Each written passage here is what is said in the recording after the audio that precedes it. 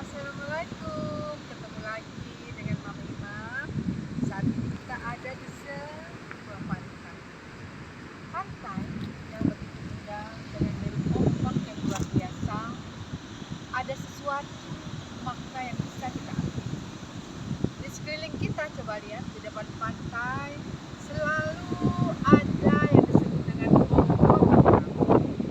Nah, berarti di sini ada kehidupan di antara manusia dan kehidupan makhluk lainnya yang diciptakan Allah. Salah satunya adalah Tuhan yang berada di daratan juga ada, bahkan di lautan.